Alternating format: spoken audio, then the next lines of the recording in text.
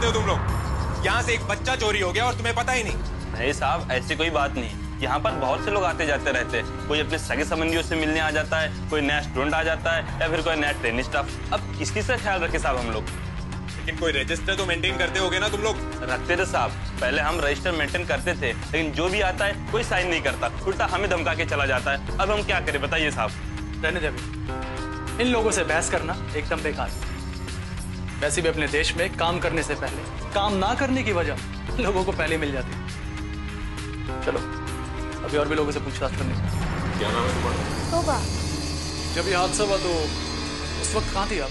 हम ड्यूटी पर ही थे और बर्थ रजिस्टर में एंट्री कर ही रहे थे कि अचानक अनीता की चीखने की आवाज सुनाई दी।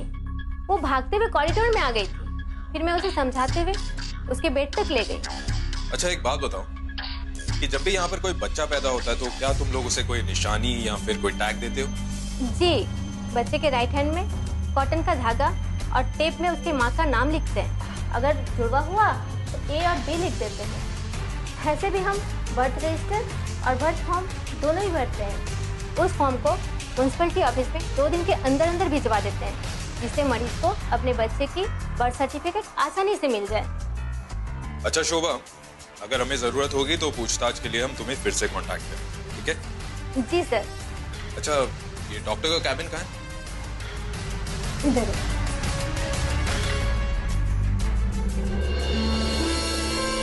मेरे करियर में आज तक ऐसा, आज पहली बार हमारे इस हॉस्पिटल से एक बच्चा चोरी। मेरी तो समझ में नहीं आ रहा कि हम लोग क्या करें, और इसीलिए मैंने आप लोगों को यहाँ बुलाया।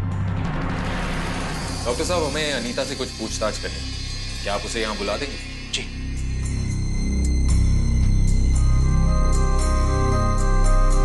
अनीता को मेरे कैबिन में भेज दो।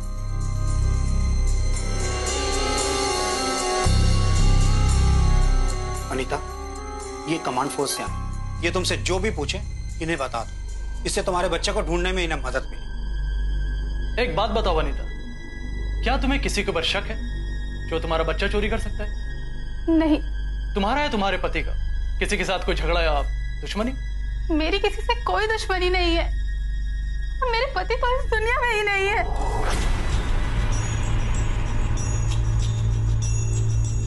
या सॉरी। देखो अनीता, क्या तुमने किसी आदमी या औरत को तुम्हारे वार्ड में ताक झांक करते हुए देखा, या फिर कोई ऐसा जो तुम पर नजर रख रहा हो? नहीं साहब, हमने तो ऐसा किसी को भी नहीं देखा।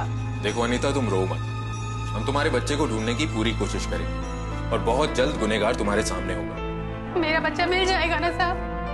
मेरा इस दुनिया में उसके सिवा और कोई भी नहीं है। अब मुझे बस आप ही से उम्मीद, मेरा बच्चा मुझे वापस कर दीजिए।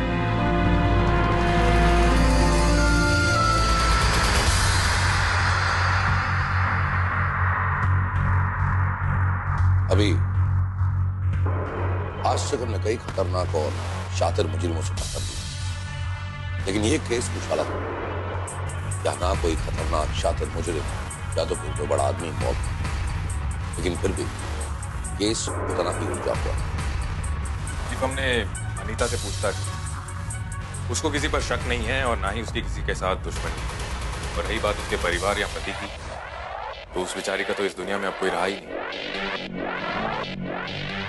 अभी अगर मान भी लिया जाए कि अनीता की किसी के साथ दुश्मनी थी, तो फिर भी अनीता की डिलीवरी के सिर्फ 4 या 5 घंटे में ही बच्चे की चोरी हो गई है।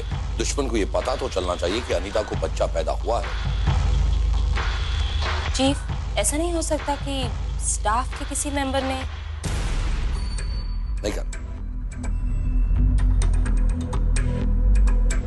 देखो क्या, इस हॉस्पिटल का सारा स्टाफ काफी साल पुराना है, और अगर उस हॉस्पिटल के स्टाफ में से कोई भी आदमी बच्चों के व्यापार में जुड़ा हुआ होता तो ऐसी घटना बरसों पहले हो जाती। और अगर स्टाफ में से कोई आदमी बच्चों का चोर है, तो ऐसे बच्चे को क्यों चुराएगा जो 7 साल बाद पैदा हुआ लड़का, जिस बच्चे की चोरी को लेकर उसके माँ बाप हंगामा खड़ा कर सकते हो। मेडिकल टर्म में वो ऐसा बच्चा हो जिसे प्रेशियस चाइल्ड कहते हैं। वैसे ही कोई बच्चे को चुराएगा जिस बच्चे की उसके माँ बाप को जरूरत न हो, अनवांटेड चाइल्ड। Right chief. तो आप क्या करें चीफ? खैर, तुम जाकर ये चेक करो कि डॉक्टर पंडित ने उनके सारे पेशेंट्स के नाम, कांटेक्ट नंबर और एड्रेस हमें मेल किए या नहीं। और ये भी पता करो कि उस एरिया के सारे अस्पताल में 12 अप्रैल को कितने बच्चे पैदा हुए थे। Yes chief.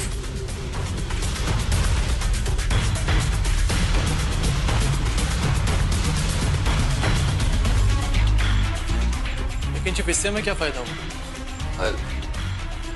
जब बच्चा पैदा होता है तो 2 जगह पर उसका नाम दर्ज किया जाता है। एक तो उस हॉस्पिटल में जहां वो बच्चा पैदा हुआ और दूसरा उस एरिया के म्युनिसिपल लिस्ट में। और ऐसा करना हर हॉस्पिटल के लिए कानूनन जरूरी है और इस प्रोसीजर को बर्थ रजिस्ट्रेशन कहते हैं। लेकिन चीफ इससे हमें क्या फायदा?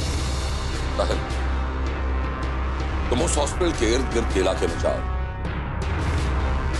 और खुद घर घर जाकर ये पता करो कि 12 अप्रैल और उसके आसपास के अरसे में कितने बच्चे पैदा हुए। और अगर जरूरत पड़े तो लोकल पुलिस की मदद लेना। अभिनव, तुम म्युनिसिपल कॉर्पोरेशन जाओ, वहां जाकर 12 अप्रैल को जितने भी बच्चे पैदा हुए हैं और जिनके नाम रजिस्टर हुए हैं वो लिस्ट लेकर आओ। फिर हम उन तीनों लिस्ट को टैली करेंगे और जरूर कोई ना कोई नतीजे पर तो पहुंच ही जाएंगे। ओके जी, चलो सर।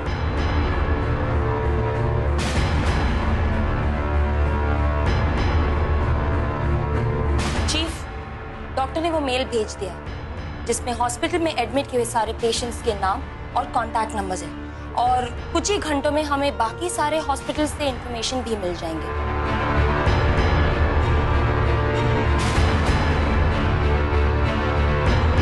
ये पूरा एक इस इंफॉर्मेशन से हम उस बच्चे के चोर तक जरूर पहुंचे।